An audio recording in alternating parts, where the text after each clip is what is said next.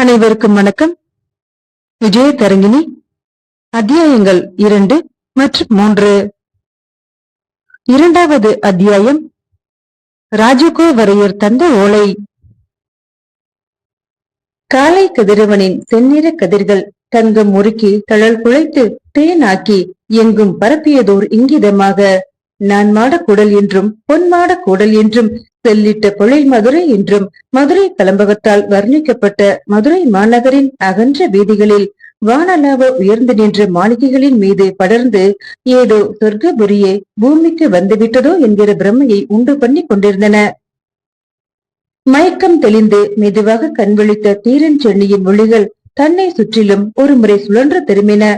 அவன் முகத்தையே அவதானித்தபடி அவனுக்கு பக்கத்தில் அமர்ந்திருந்த விஜய தரங்கிணி, மன்னித்து விடுங்கள், எங்களுக்கு பாதுகாவலாக வந்த வீரர்கள் சற்று அவசரப்பட்டு விட்டதால் ஏற்பட்ட விளைவு இது. தந்தையாரும் உண்மை தெரிந்ததும் மிகவும் வருத்தமுற்றார் என்றால் சற்றே உள்ளடங்கிய குரலில். நன்மை செய்ய முயன்றவனுக்கு நல்ல பரிசுதான் கிடைத்திருக்கிறது என்று சென்னி எழுந்து அமர முயன்றான். எழுந்திருக்க வேண்டாம், அப்படியே படுத்திருங்கள் என அவசரத்துடன் அவனது தோள்களை பற்றி படுக்க வைக்க முயன்றாள் விஜய தரங்கிணி.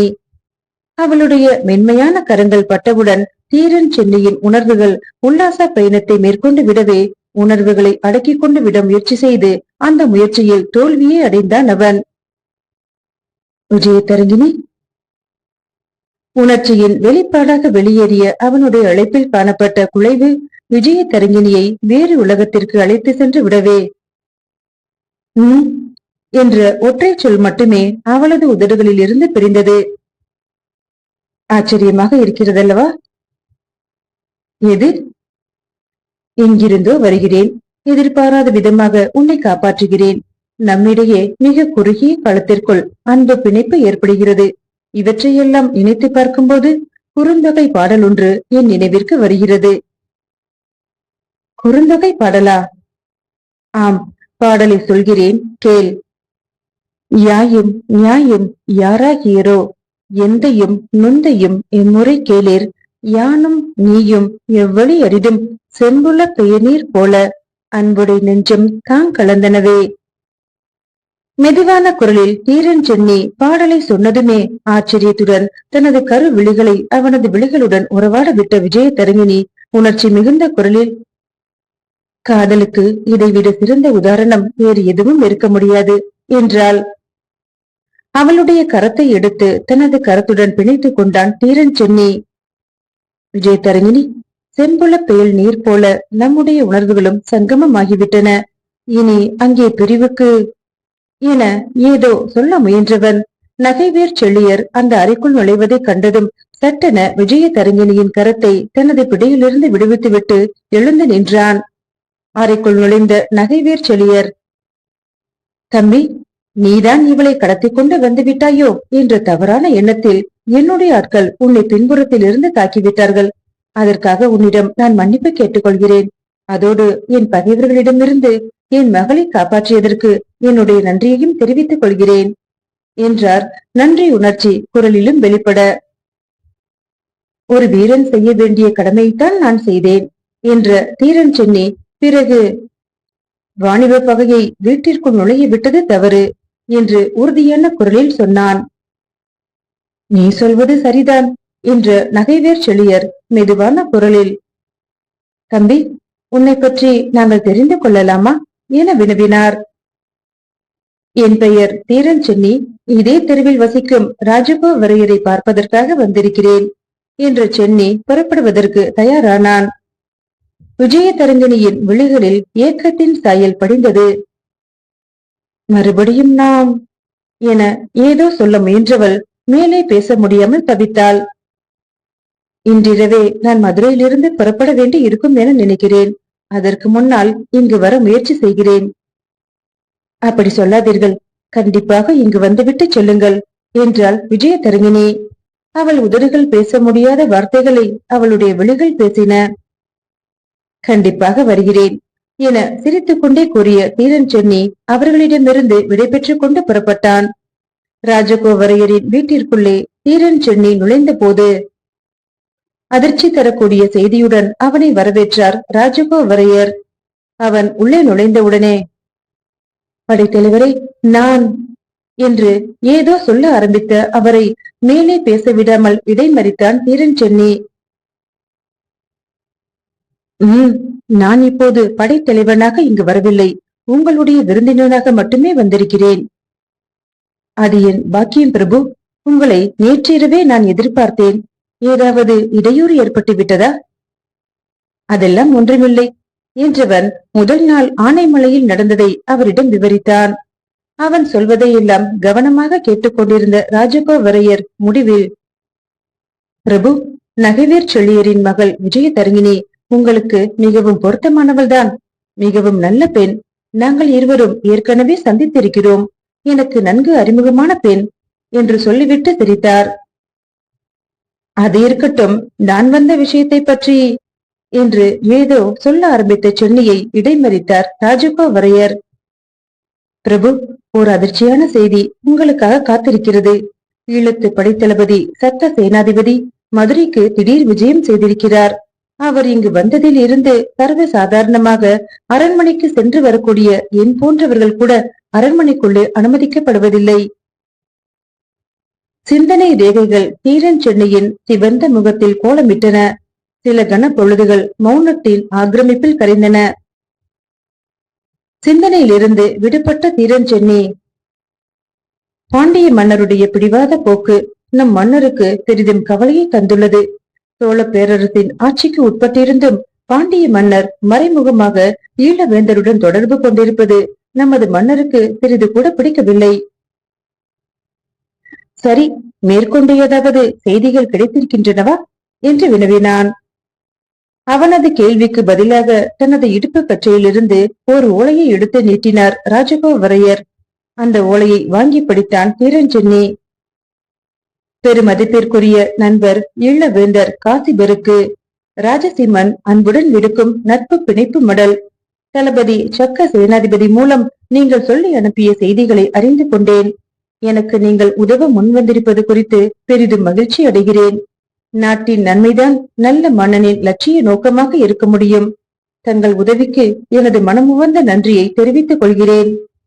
இப்படிக்கு தங்கள் நட்பை விரும்பும் ராஜசிம்மன். பாண்டிய முத்திரை பொறிக்கப்பட்டிருந்த அந்த ஓலையில் காணப்பட்ட செய்தி தீரன் சென்னிக்கு அதிர்ச்சி தரக்கூடியதாகவே இருந்தது. குறுக்கும் நெடுக்குமாக நடந்தான் அவன். பிறகு நிதானமான குரல் கேட்டான், இந்த ஓலையை எப்படி கைப்பற்றினீர்கள் என்று. ஓலையை கைப்பற்றவில்லை. அப்படியென்றால்? தீரன் சென்னியின் புருவங்கள் மேலேறின. பிரபு, பாண்டிய மன்னர் எந்த அளவிற்கு முன்னெச்சரிக்கையுடன் காரியங்களை செய்ய நினைக்கிறாரோ அந்த அளவுக்கு நானும் முன்னேற்பாடுகளை செய்கிறேன். பாண்டிய மன்னருடைய திருமந்திர ஓலை நாயகத்தில் ஒருவர் நம்முடைய ஒற்றர் பிரிவை சேர்ந்தவர். நம்முடைய ஒற்றர் பிரிவில் மிக மிக முக்கியமானவர் சாலசீலன். அரசரின் ஆணையுடன் எழுதப்படும் செய்திகள் 2 ஓலைகளில் இடம்பெறும். ஒன்று நம்முடைய கைக்கு வந்துவிடும். சோழ நாடு உங்களுடைய தியாகத்திற்கு பெரிதும் நன்றி செலுத்த கடமைப்பட்டிருக்கிறது. இதுவரையில் எந்த ஒற்றர் தலைவரும் செய்ய முடியாத மிக துணிந்த முயற்சி இது. ஆனால் ஆனால் எந்த ஒரு கணத்திலும் ஆபத்தை நாம் எதிர்கொள்ள வேண்டியிருக்கும் என்ற தீரன் சென்னி அவர் கொடுத்த ஓலையை தனது இடுப்பு கச்சைக்குள் பத்திரப்படுத்தி கொண்டான். ஆபத்தை கண்டு பயப்படுபவர்கள் ஒற்றர் பணிக்கு தகுதியற்றவர்கள் என்ற ராஜகோவரையர் பிறகு, அடுத்தாற்போல நான் என்ன செய்ய வேண்டும் பிரபு என்று கேட்டார். இன்றிரவே நான் தஞ்சைக்கு புறப்படுகிறேன். அதற்கு முன்பு இன்று நள்ளிரவில் பாண்டிய மன்னர் நடத்த தீர்மானித்திருக்கும் சதி ஆலோசனை கூட்டத்தில் பேசப்படும் செய்திகளை அறிந்து கொண்டு செல்லவே முயல்கிறேன். இன்று இரவு சதி ஆலோசனை கூட்டம் நடைபெற இருக்கிறதா? எனக்கு அது பற்றி எந்தவித தகவலும் வரவில்லையே என வியந்தார் ராஜகோவரையர். கடகடவென சிரித்தான் தீரன் சென்னி. பிறகு சிரிப்பை நிறுத்திவிட்டு நிதானமான குரலில், ஒற்றர் தலைவரே, நீங்கள் அரண்மனை பகுதிகளில் மட்டுமே கண்ணையும் கருத்தையும் செலுத்துகிறீர்கள். அரண்மனைக்குள் நடமாடாத செய்திகள் பல சாதாரண மக்கள் மூலம் நடமாடும். மக்கள் நடுவிலும் நாம் மிக மிக உன்னிப்பாக கருத்தை செலுத்த வேண்டும். இன்றிரவு ஆனைமலையில் வடக்கு மூலையில் ஒரு தோப்பில் மிக ரகசியமாக இந்த கூட்டம் நடைபெற இருக்கிறது என்று சொன்னான். பிரபு, நீங்கள் மட்டும் தனியாக அங்கே செல்ல வேண்டாம், நானும் உடன் வருகிறேன். வேண்டியதில்லை, என்னை பற்றி கவலைப்படாதீர்கள்.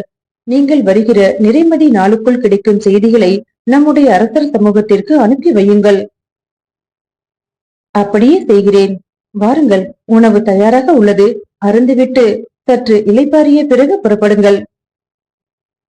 இருவரும் உள்ளறையை நோக்கி நடந்தனர். அதுவரையில் ராஜகோவரையர் வீட்டு திண்ணையில் நாடோடி போல படுத்து கிடந்த ஆனைமலையில் தீரன் சென்னையிடம் தானே வலிய வந்து பேசி கோவிலுக்குள் அவளை அழைத்துச் சென்ற அதே பெரியவர் மெதுவாக எழுந்து சற்றும் பதற்றமில்லாமல் அரண்மனையை நோக்கி நடக்கத் தொடங்கினார். அத்தியாயம் 3. பாவையின் சீற்றமும் படைத்தலைவன் மறுப்பும். மாட மாளிகைகள் நிறைந்து காணப்பட்ட அந்த வணிகர் தெரு அன்றும் வழக்கம் போல இருள் தொடங்கி 2 நாளிகை பொழுதும் ஓடிவிட்ட அந்த இரவு பொழுதிலும் கூட பகல் பொழுதில் காணப்பட்ட கலகலப்பிற்கு சிறிதும் குறையாமலும் மாளிகைகளின் மேல் மாடத்திலும் முகப்பிலும் ஏற்றி வைக்கப்பட்டிருந்த யவன விளக்குகளின் பிரகாசமான ஒளியினால் அந்த இரவையே பகலாக்கி கொண்டும் காணப்பட்டது. கடல் கடந்த நாடுகளுக்கு ஏற்றுமதி செய்வதற்காக வணிகர்கள் வீட்டு வாயில்களில் குதிரைகள் பூட்டப்பட்டிருந்த பெரிய வண்டிகளில் சரக்குகளை பணியாளர்கள் ஏற்றிக் கொண்டிருந்ததால் ஏற்பட்ட அந்த ஆரவாரம் பகற்பொழுதிற்கு சற்றும் குறைவில்லாமல் காணப்பட்டது. தேவலோகத்தில் உள்ள கற்பகத் தருவின் நுனியை அளாவி உயர்ந்த உச்சியை உடைய மாளிகைகளின் உள்ளும் வெளியே காணப்பட்ட சுறுசுறுப்புக்கு சற்றும் குறைவில்லாமல் சுறுசுறுப்பும் காணப்பட்டதால் இரவு பொழுதா அல்லது பகல் பொழுதா என்று பிரமையை தோற்றுவித்துக் கொண்டிருந்தது அந்த வாணிகர் தெரு. காலையிலே சொல்லி சென்றபடியே அந்த இரவு பொழுதில் விஜய தரங்கிணியை தீரன் சென்னி தனியாக சந்தித்த போது அந்த குறுகிய கால இடைவெளிக்குள் தங்களுக்குள் ஏற்பட்டுவிட்ட காதல் உணர்வில் கசப்புணர்ச்சி கலந்துவிடப் போகிறது என்பதை அவன் சற்றும் உணரவில்லை. நீங்கள் எங்கே வராமல் போய்விடுவீர்களோ என்று தவித்துக் கொண்டிருந்தேன் என்று மகிழ்ச்சியுடன் தீரன் சென்னியை வரவேற்ற விஜய தரங்கிணியின் முகம் அடுத்தாற்போல அவன் சொன்ன பதிலை கேட்டதுமே சட்டென வாடியது. விஜய தரங்கிணி, நான் அவசரமாக செல்ல வேண்டி இருக்கிறது. உன்னிடம் விடை பெற்றுக் கொண்டு போகத்தான் வந்தேன். ஓஹோ, விடை பெற்று செல்லத்தான் வந்தீர்களா? கோபத்துடன் வேறு பக்கமாக திரும்பி நின்றாள் விஜய தரங்கிணி.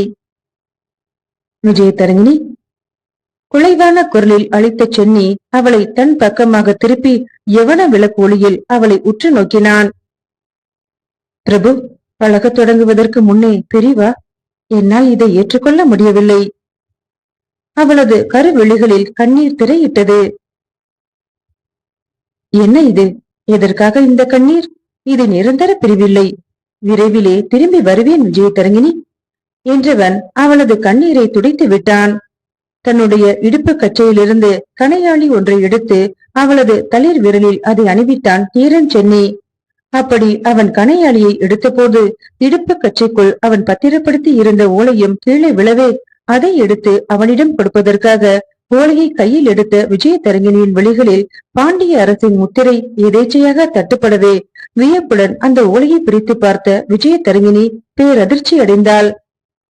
அவள் ஓலையை எடுத்து பிரித்து பார்ப்பதை தடுக்க வேண்டும் என மூளை கட்டளையிட்டும் அந்த கட்டளையை நிறைவேற்றாமல் செயல் இழந்து நின்றான் தீரன் சென்னி. அவளுடைய விழிகளில் அதுவரையில் ஊடுருவி கிடந்த காதல் உணர்ச்சி அறவே நீங்கி விட்டதையும் அதற்கு பதிலாக சினத்தின் பிரதிபலிப்பு அங்கே குடியேறி விட்டதையும் புரிந்து கொண்ட தீரன் சென்னியின் உதடுகள் பெருமூச்சு ஒன்றை உதறிவிட்டன. யார் நீங்கள்? எங்கிருந்து வருகிறீர்கள்? கோபம் அவளுடைய குரலில் பரிபூரண ஆட்சி செய்தது. சில கணங்கள் ஏதேதோ யோசித்தான் தீரன் சென்னி. பிறகு பேசத் தொடங்கிய போது அவனுடைய குரலில் பதற்றமோ அல்லது அச்சமோ சிறிது கூட காணப்படவில்லை. விஜயதரங்கினி, சோழ பேரரசரின் படைத்தலைவர்களில் நானும் ஒருவன். என் பெயர் தீரன் சென்னி. சோழ நாட்டையும் பாண்டிய நாட்டையும் சுற்றி சில தீய சக்திகள் வலை பின்ன தொடங்கியுள்ளன. அந்த வலையின் பிடி இருகத் தொடங்குமானால் பாண்டிய நாடு அழிந்துவிடும். பாண்டிய மன்னரின் பிடிவாதத்தால் பாண்டிய நாடு அழிந்துவிடக் கூடாது. அதுதான் சோழ பேரரசர் பராந்தகரின் உள்ளார்ந்த விருப்பமும் கூட. ஈழ நாட்டு மன்னர் காசிபருடன் சேர்ந்து கொண்டு சோழ நாட்டை வென்று விடலாம் என பாண்டிய மன்னர் கனவு கண்டு கொண்டிருக்கிறார். இந்த தொடர்பு எப்படி ஏற்பட்டது, எதற்காக ஏற்பட்டது, அதனால் ஏற்படக்கூடிய லாப நஷ்டங்கள் என்ன என்ற விவரங்களை தெரிந்து கொண்டு போவதற்காகத்தான் நான் ஒற்றனாக இங்கு வந்தேன். பேசிக்கொண்டே போன தீரன் சென்னி சற்று நிறுத்தினான். பிறகு தொடர்ந்தான். அரசியல் பணிக்கும் நம்முடைய காதலுக்கும் எந்த விதமான சம்பந்தமும் இல்லை என்று அவன் ஆரம்பிக்கவும் இடைமறித்தாள் விஜயதரங்கிணி. இப்போது இல்லாமல் இருக்கலாம், பின்னால் என்னையே அரசியல் ஆதாயத்தை முன்னிட்டு பயன்படுத்த மாட்டீர்கள் என்பது என்ன நிச்சயம்? மெதுவாக சிரித்தான் சென்னி. பிறகு உறுதியான குரலில் வினவினான். பாண்டிய நாட்டை அழிவிலிருந்து காப்பாற்ற வேண்டிய கட்டாய சூழ்நிலை ஏற்பட்டால் நீ என்ன செய்வாய் என்று. தயவு செய்து என்னை குழப்பாதீர்கள். மனதை பறிகொடுத்த பின்பு மணவாளனை பற்றி அறிந்து கொண்டு மனமுடிந்து துடிக்கும் துர்பாக்கியசாலி நான். முகத்தை கரங்களால் மூடிக்கொண்டு கதறினாள் விஜயதரங்கிணி. விஜயதரங்கிணி, உன் மனம் குழப்பமடைந்திருக்கிறது.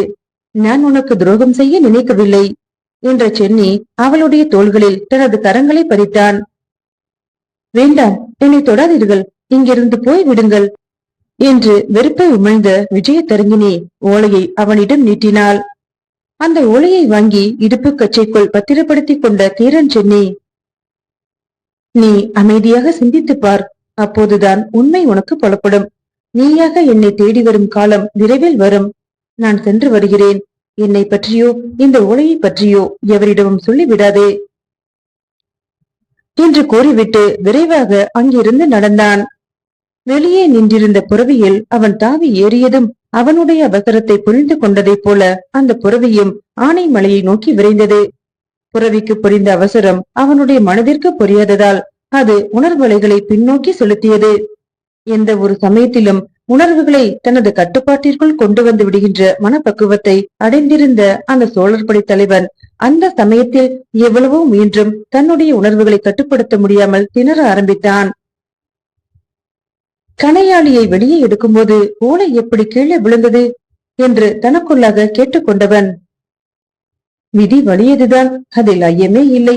இல்லை என்றால் ஓலையில் பொறிக்கப்பட்டிருந்த பாண்டிய முத்திரை அவள் கண்ணில் பட்டிருக்குமா என்ன என்று பைத்தியக்காரனை போல தனக்குத்தானே பேசிக் கொண்டான். புறவியை திருப்பிக் கொண்டு மறுபடியும் விஜயதரங்கிணியின் வீட்டிற்கு போ. அவளுடைய கோபம் நிலையானதன்று. காதல் பேச்சில் கண்ணியரின் கோபம் கற்கண்டு பாகாக உருகிவிடும். புறவியை திருப்பு என்றது அவனுள் கிளர்ந்து எழுந்த காதல் உணர்வு. சென்னி பேரறையா, உன் சித்தம் கலங்கிவிட்டதா என்ன? ஆனைமலையில் பாண்டிய மன்னர் மிகவும் ரகசியமாக ஆலோசனை கூட்டத்தை நடத்த இருப்பதற்கான காரணத்தை நீ அறிந்து கொள்ள வேண்டாமா என்ன? அந்த கூட்டத்தில் பேசப்படும் முக்கியமான செய்திகள் என்னவென்பதை அறிந்து கொள்வதால் பின்னால் எவ்வளவோ நன்மைகள் உண்டாகலாம். அதை விட்டுவிட்டு சுயநல சிந்தைக்கு இப்படி இடம் கொடுக்கிறாயே. ஆனைமலையின் வடக்கு மூலையில் அடர்ந்து கிடக்கும் தோப்பை நோக்கி விரைந்து செல் என சீறியது அவனுக்குள் ஊறி கிடந்த அரசியல் உணர்வு. அரசியல் அந்தரங்க கூட்டங்கள் அடிக்கடி நடக்கும். ஆனால் அந்தரங்கமானவளை அடிக்கடி சந்திக்கும் வாய்ப்பு கிடைப்பது அரிது என்று தன்னுடைய கூற்றுக்கு வலுக்கூட்ட முயன்றது காதல் உணர்வு. பராந்தக சோழர் உன்னை பாண்டிய நாட்டிற்கு அனுப்பியதற்கான காரணம் என்ன தெரியுமா? மற்றவர்களை அனுப்பினால் கிடைக்கும் செய்திகளை காட்டிலும் உன் மூலம் கிடைக்கும் செய்திகள் மிக மிக முக்கியமானதாக, அரசர் மேற்கொண்டு முடிவெடுப்பதற்கு துணை புரிய கூடியதாக இருக்கும் என்று அசைக்க முடியாத நம்பிக்கையால் தான் அரசர் உன்னை பாண்டிய நாட்டிற்கு அனுப்பி வைத்திருக்கிறார் என்று உத்வேகத்துடன் வெடித்து சீறி பாய்ந்தது அரசியல் உணர்வு. அரசியல் உணர்வின் உத்வேகத்தை எதிர்த்து நிற்கும் அளப்பறியாத காதல் உணர்வு பின்வாங்க தொடங்கிய போது தீரன் சென்னியின் வெள்ளை நிற புறவி மெதுவாக கனைத்து அவனுடைய நினைவோட்டங்களுக்கு நிறுத்த கல்பதித்து விடவே தலையை சற்று லேசாக உதறிக்கொண்டு சுற்றுமுற்றுமாக பார்த்தான் தீரன் சென்னி. சற்று தூரத்திலே அடர்ந்து கிடந்த தோப்பு அவனது கண்களில் தென்பட்டது.